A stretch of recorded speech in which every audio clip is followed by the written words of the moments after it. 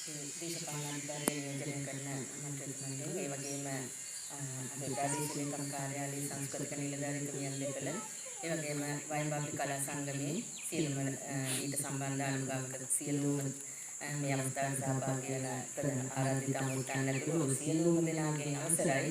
ඇත්තටම හිතට ගොඩාක් සතුටක් දැනෙන මොහොතක්. මම මේ මාසෙ රාජකාරී බාර ගන්නකොට අමාලි නිවස ඉදි කරන්න පටන් අරගෙන තිබුණා. මම ආවට පස්සෙත් මගේ උත්තරේ ලානවා මිස් මොකක් හරි අපිට ආධාරයක් අරන් දෙන්න බැයිද?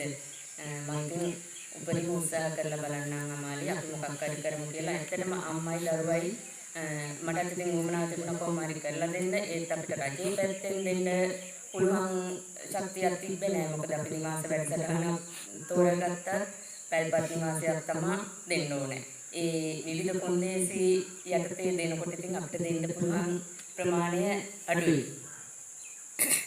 ඕම්බින්නකොට අමාලි එක එක ඇප්ලිකේෂන් අරන් එනවා මට මෙහෙන් මේ උදව් කරන්නම් කිව්වා මිස් මේක මට අත්සන් කරලා දෙනවද කියලා. මම කොහොම හරි කමන්නේ අමාලි අපි අත්සන් කරලා දෙන්නම් අපිට කොහොම හරි ඕනේ ගේ හදා ගන්න.